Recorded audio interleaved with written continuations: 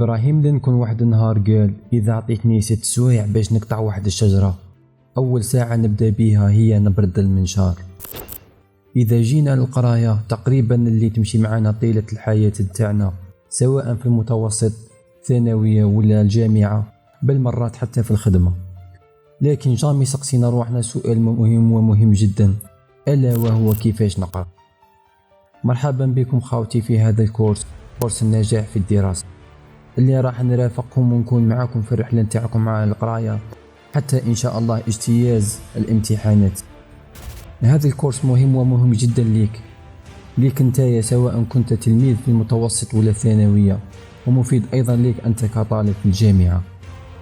هذا الكورس يعلمك كيفاش تدير بلاني للمراجعة، كيفاش تركز، يعلمك كيفاش تتخلص من التسويف، القلق، الخوف والتوتر.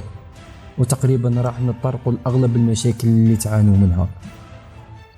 السلسلة راها طويلة وشيقة، غادي نبداوها من الأول ونمشي خطوة خطوة، بحيث كل حلقة تكمل الحلقة اللي قبلها. وثيق فيا، إذا تبعت هذا الكورس نقدر نقول لك من الآن حياتك الدراسية راح تتغير تغيير جذري وملحوظ. مازال كاين الوقت وتقدر تدير بزاف عفايس، وتقدر تدير اللي بغيت. هذه ما كانش اللي قالها لك، ولكن باش تحقق هذا الشيء لازم تنحي القناع اليوم وتحبس ذاك الدور اللي راك تلعب فيه، من ذا شحال، ألا وهو دور الضحية. دير القرار هذا لازم يكون لا رجعة فيه، ولازم تديه الآن. وعرف هذا هو الوقت المناسب لك، إذا بديت فيه راح توصل للهدف نتاعك. انت هو المسؤول الوحيد اللي يقدر يبدل حياتك والوضعية اللي راك فيها. انت الوحيد اللي قرر. وعرف إذا ما قررتش راك ديت قرار باش تعيش نفس المعاناة كل يوم، وقررت باش تقعد في بلاصتك. واش هو المطلوب منك باش تستفاد استفادة قصوى من هذه السلسلة؟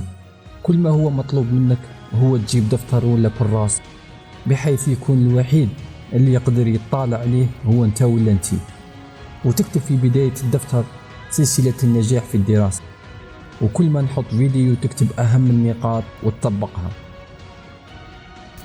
نتمنى تستمتعوا بهذا الكورس الشيق والممتع، وتنشروا مع أصدقائكم وكل الناس اللي تعرفوهم، ممكن يكون واحد فيهم محتاج بزاف لهذه النصائح. ربي يوفقنا ويوفقكم. نتلاقوا في الحلقة الجاية إن شاء الله. إلى اللقاء.